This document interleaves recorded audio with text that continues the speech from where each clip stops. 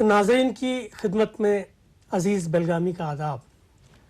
جہاں میں اہل ایمان صورت خورشید جیتے ہیں، جہاں میں اہل ایمان صورت خورشید جیتے ہیں، ادھر ڈوبے ادھر نکلے، ادھر ڈوبے ادھر نکلے۔ یہ شعر میں سمجھتا ہوں کہ آج کے ہمارے مہمان جناب ڈاکٹر مشائخ محمد حنیف شباب پر بہت اچھے انداز میں صادق آتا ہے، اس لیے کہ بھٹکل کی یہ شخصیت جو مختلف محاذوں پر، علم و ادب کے مختلف محاذوں پر جو خدمت انجام دے رہی ہے، اس کے پیش نظر مجھے لگتا ہے کہ وہ کبھی ادب کے شعبے پر، کبھی سیاست کے شعبے پر، کبھی سماجی خدمات کے شعبے میں اپنی خدمات انجام دیتے ہوئے یہ باور کراتے ہیں کہ وہ یہاں ڈوبتے ہیں، وہاں نکلتے ہیں، وہاں ڈوبتے ہیں، یہاں نکلتے ہیں۔ میں ان کی خدمت میں مبارکباد پیش کرتے ہوئے اور ان کا استقبال کرتے ہوئے ان سے سب سے پہلا سوال یہ کروں گا کہ ڈاکٹر صاحب، آج آپ ہمارے مہمان ہیں اور 55 سال آپ نے بہت ہی قیمتی گزارے ہیں اور مختلف محاذوں پر آپ نے کام کیا ہے۔ کل ملا کر یہ سفر کیسا رہا؟ دیکھیے، زندگی کا سفر بچپن سے ہی بڑا ہی تلخ رہا ہے اور مختلف ادوار ایسے آئے ہیں جہاں پر ڈوبنا اور ابھرنا یہ سلسلہ چلتا رہا ہے۔ آپ بڑے زمانے سے ہمارے ساتھی رہے ہیں، آپ جانتے ہی ہیں۔ پھر بھی زندگی سے کوئی شکایت نہیں ہے، اللہ نے بہت نوازا ہے اور وقار اور عزت جو ہے اس نے جو دی ہے اس کے لیے اللہ کا شکر ادا کرتا ہوں اور دعا کرتا ہوں کہ اور کچھ خدمت قوم ملت کی کرنے کا موقع ملے۔ ڈاکٹر صاحب، ایک جوخم جو ہم اٹھاتے ہیں وہ یہ کہ مختلف محاذوں پر کام کرتے کرتے کسی بھی محاذ پر پوری توجہ کے ساتھ ایک ایکسپرٹائز کی حیثیت سے کام نہیں کرتے اور ہر شعبہ گویا کہ ایک تشنگی لیے ہوئے رہ جاتا ہے۔ کیا اس سے اتفاق کرتے ہیں آپ؟ جی بالکل، بہت کم ایسا ہوتا ہے لوگوں کو اس کے مواقع ملیں کہ کسی ایک شعبے کے ہو کر کام کریں۔ اصل میں اپرچونٹیز جس طرح کی آتی ہیں اور اس کے ساتھ وسائل ہوں آدمی کے پاس، مختلف صلاحیتیں آدمی کے اندر موجود ہوتی ہیں، اب اس کے لیے کوئی پراپر چینل نہ ملے تو یہ انسانی زندگی میں یہ حادثہ ہوتا ہے کہ وہ مختلف محاذوں پر اپنی خدمات انجام دینے کی کوشش کرتا ہے اور جیسے کہ میں ہوں کسی بھی محاذ پر کامران اور کامیاب کہنے کے قابل نہیں رہتا۔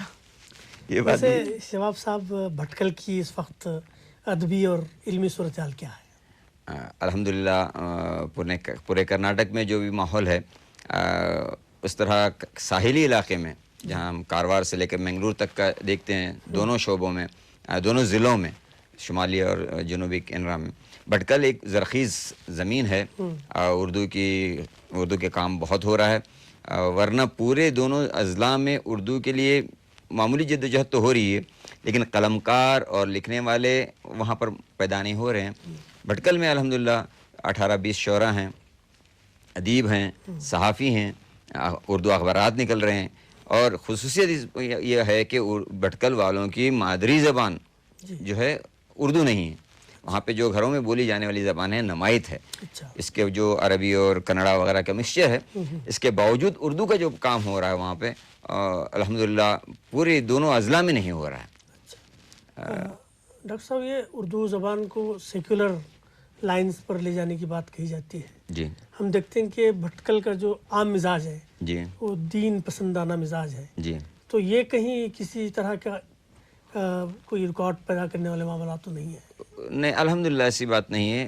بھٹکل کا ماحول ایسے بنایا گیا ہے یا اس کو ظاہر کیا جاتا ہے کہ بہت ہی حساس اس طرح کا ہے، لیکن اردو زبان کے تعلق سے بڑا ہی اچھا ماحول ہے وہاں پر اور دونوں اضلاع میں جہاں پر اردو کم بولی جاتی ہے، خصوصاً منگلور اور اس علاقے میں، وہاں پر بھی اردو کے لیے گنجائش نکلتی ہے۔ ملٹی لنگول مشاعرے ہوتے ہیں، پنچ بھاشا کوی گوشٹی ہوتی ہے، اس میں اللہ کا کرم ہے کہ مجھے بار بار نمائندگی کرنے کا اردو کے شاعر کے حیثیت سے موقع ملتا ہے۔ اس کے لیے بڑا ہی زرخیز ماحول ہے وہاں پر۔ صاحب کتاب شخصیتوں میں آپ بھی ایک ہیں جی نوازش اور آپ کی ایک کتاب 97 میں آئی تھی, جی اب 2007 میں آپ کی ایک کتاب آئی لہو لہو لہو موسم لہو کے نام موسم سے. جی پہلی کتاب آپ کی سلگتے سلگتے خواب تھے. جی تو یہ اتنا لمبا گیپ کا پڑھنا, خاص جی طور سے جی آپ جیسے زود شخص, بلکہ بہت زیادہ لکھنے والوں میں آپ شمار ہوتے ہیں, اتنا لمبا گیپ پڑھنا کیا مناسب ہے؟ نہیں عزیز بھائی, وہ جو پہلی کتاب کی اجرا ہوئی تھی اس پر آپ نے تبصرہ بھی کیا تھا اور الحمدللہ بڑی پذیرائی ہوئی تھی اس کی. اب دیکھیں زودگو کے تعلق سے تھوڑا سا میں کہوں گا کہ اتنا لکھ نہیں پاتا ہوں میں, اور زندگی کے مسائل ایسے ہیں اور میرے وسائل کچھ اس طرح کے ہیں کہ میں یکسو ہو کر صحافت کے میدان میں ہو کہ شاعری کے میدان میں ہو یا پھر تنقیدی مضامین وغیرہ کے سلسلے میں یکسو ہو کر کام نہیں کر پا رہا ہوں. زندگی کے ایسے کچھ مسائل ہیں چونکہ بہت ہی گمنام سے خاندان سے ابھر کے آیا ہوں, یا اللہ کا کرم ہے اور آپ حضرات کی قدردانی ہے کہ لوگوں میں کچھ وقار اور عزت بنی ہوئی ہے. بس آئیے ذرا کچھ مشاعروں کے ماحول کی طرف چلیں. جی مشاعروں میں آپ شرکت کرتے ہیں, جی آپ باہر بھی جاتے ہیں ریاست کے, جی تو کل کیفیت کیسی ہے اس وقت مشاعروں کی؟ یوں دیکھیں ہم جنوب کے دوسری ریاستوں کے مقابلے میں دیکھیں تو کرناٹک میں جو ہے بڑا اچھا ماحول ہے. جی. حیدرآباد جسے ہم اردو کا گڑھ کہتے ہیں وہاں پر بھی ہم نے مشاعرے دیکھے اور وہ کیا, لیکن اس کے مقابل مہاراشٹرا میں زیادہ معیاری ادب اچھا. تخلیق ہو رہا ہے. ایسا نہیں کہ یہاں پہ غیر معیاری ادب ہو رہا ہے, لیکن کوئی سسٹینڈ موومنٹ نہیں ہے. جی. مختلف گروہ اور مختلف انجمنیں, ادبی تحریکات, ادبی انجمنیں کام کر رہے ہیں, لیکن فنکاروں کی تربیت کے لیے, فنی اس میں بڑھاوے کے لیے یا اس میں معیار لانے کے لیے منظم کوششیں کچھ کم ہو رہی ہیں, ایسا محسوس ہوتا ہے مجھے. آپ تھوڑا بھٹکل سے باہر نکل کر دیکھیے گا جی کہ نئی جنریشن میں اردو کا ذوق جی کم ہوتا چلا جا رہا ہے. حالانکہ بھٹکل میں آپ بہت اچھی سرگرمیاں دکھا رہے ہیں, جی لیکن پوری کل ریاست کو ذہن میں رکھتے ہوئے, اور الحمدللہ آپ نے ابھی حال ہی میں چارج لیا ہے صدر ادارہ ادب اسلامی کا جی کرناٹک کی کل کرناٹک کی سطح پر, جی تو کیا آپ کو لگتا ہے کہ ریاستی سطح پر اردو کی صورتحال اطمینان بخش ہے؟ اردو کی صورتحال پوری طرح اطمینان بخش نہیں کہی جا سکے گی, اس لیے کہ نئے فنکار ہمارے پاس پوری طرح ہر جگہ سے نہیں آ رہے ہیں. کچھ پاکٹس ہیں جہاں پر یہ چیزیں ہو رہی ہیں, اور اس کے لیے میں سمجھتا ہوں کہ اسکول لیول پر اور کالج لیول پر جو اساتذہ, اردو کے اساتذہ اور اردو کے ٹیچرز ہیں, ان کی طرف سے زیادہ دلچسپی اس میں لی جانی چاہیے کہ نئی جنریشن میں اردو کی تعلیم اور معیاری تعلیم جی. اس طرف جو ہے پوری توجہ کے ساتھ کوشش کی جائے. ڈاکٹر صاحب آپ نے عوامی خدمت بھی انجام دی ہے اور اللہ کا کرم ہے. مجلس اصلاح و و تنظیم. تنظیم کی آپ جنرل سیکریٹری بھی رہے ہیں, جی تو یہ محدود طریقے سے آپ نے جس طرح خدمت انجام دی ہے, کیا اس کو ریاست گیر سطح پر پھیلا کر اس خدمت کو مزید وسیع نہیں کیا جا سکتا؟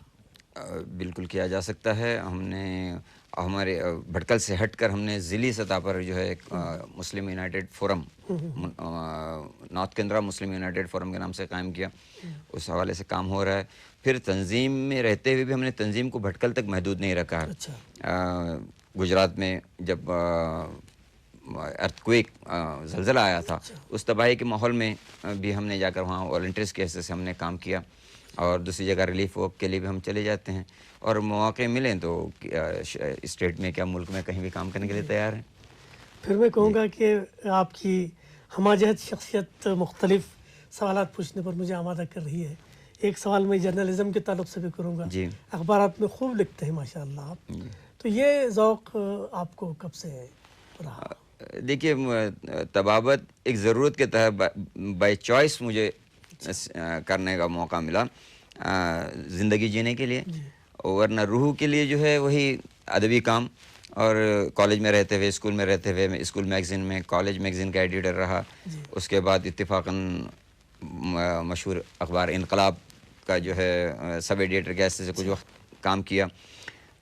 وہ ذوق میرا اندرونی ذوق ہے, اندر سے جو ہے وہ ہے, اس لیے لکھتا ہوں. وہ کچھ چھوٹا سا کورس بھی کیا ہوا ہے, بامبے ایڈلٹ ایجوکیشن سوسائٹی سے صحافت کا شارٹ ٹرم کورس کیا ہوا ہے. اس انداز سے اندر جو علاوہ پک رہا ہے اس کو باہر نکالنے کا ایک ذریعہ وہ ہے. ڈاکٹر صاحب کہتے ہیں کہ بہت سخت جاتے ہیں آپ سیاسی مضامین میں.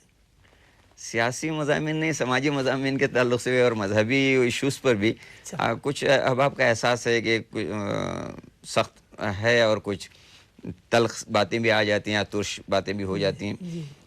میں اس پر کیا کہوں، بس ظاہر کا شعر کہہ سکتا ہوں کہ دنیا نے تجربات و حوادث کی شکل میں جو کچھ مجھے دیا ہے لوٹا رہا ہوں میں. میں چاہوں گا ڈاکٹر صاحب کہ اس موقع پر آپ اپنی وہ مشہور نظم سنائیں جو آپ نے وہ ٹیلی فون کی ایک گفتگو، ہاں ایک ایسی بچی جو جس کو قبل از وقت مار دیا گیا، جی اینٹی ابارشن کے سلسلے میں ہے. جی، اور لائن کٹ گئی، وہ سنائیں گے تو کافی پسند کی جاتی ہے نظم. دیکھیے طویل نظم ہے، اس کو مختصر میں آپ کے سامنے پیش کرتا ہوں. یہ عنوان ہے اس کا، اور لائن کٹ گئی. میں جنت سے بول رہی ہوں، ہیلو ممی کیسی ہو. یہاں جنت میں پھول کھلے ہیں، منظر رنگ برنگے ہیں، تتلی بھونرے ناچ رہے ہیں، خوشبوؤں کے ڈیرے ہیں، شہد کی جھیلیں پھیلی ہیں، دودھ کی ندیاں بہتی ہیں، ٹھنڈی ہوائیں چلتی ہیں، چڑیاں نغمے گاتی ہیں، سکھیاں گیت سناتی ہیں، حمد و ثنائیں ہوتی ہیں. میں جھولوں میں جھول رہی ہوں، حوروں کے سنگ کھیل رہی ہوں.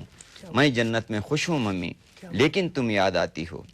ہیلو ممی، بولو ڈیڈی میرے کیسے ہیں، آپا باجی گھر میں سارے کیسے ہیں، یہ سب کیسا لگتا ہے. کیا تم بھیا کی آنکھوں میں بھی کانٹا کوئی چبوتی ہو، کیا تم آپا باجی کی بھی گردن کاٹنے والی ہو، کیا تم اپنے منع کا سر پتھر سے اب کچلو گی، کیا تم اپنے جگر کو خود ہی اپنے ہاتھ سے کاٹو گی، ورنہ تم نے میرے ساتھ ہی کیوں ایسا برتاؤ کیا. ہیلو ممی، رزق تو اپنا میں خود لاتی اور کا حصہ تھوڑے کھاتی. جس مالک نے تم کو دیا تھا، سب کو دیا تھا، وہ مجھ کو بھی دے دیتا. بولو ممی، میں دنیا میں چند دن رہتی، کون سی آفت تم پر آتی. بولو ممی، لیکن تم نے مجھ سے میرا جینے کا حق چھین لیا. پیٹ میں اپنے تم نے مجھ کو بولو کیسے قتل کیا. مجھ کو تم نے ٹکڑے ٹکڑے کروایا، ریشہ ریشہ چھدوایا، خون میں مجھ کو نہلایا اور گٹر میں پھینکوایا. میں جنت میں خوش ہوں ممی، لیکن یاد تمہاری آتی ہے. یہ بتلاؤ کیا تم کو بھی میری یاد ستاتی ہے. تم نے میرا کب کوئی نام رکھا تھا جو تم کو میں یاد آؤں گی. پھر بھی ممی، مجھ سے ملنے ایک دن تم بھی اس جنت میں آ جانا. لیکن ممی، میرا مالک، میرا آقا تم سے جب یہ پوچھے گا جرم وہ کیا تھا جس کے بدلے تم نے میرا خون کیا، بولو ممی کیا بولو گی خالق مالک اللہ سے. بولو ممی، کچھ تو سوچو، جلدی سوچو، ورنہ مجھ سے جنت میں تم ملنے کیسے آؤ گی. ہیلو ہیلو ممی، ہیلو، اور لائن کٹ گئی. شکریہ. اس جذبات سے بھرپور نظم کی تخلیق پر مبارکباد پیش کرتا ہوں. شکریہ، جزاک اللہ.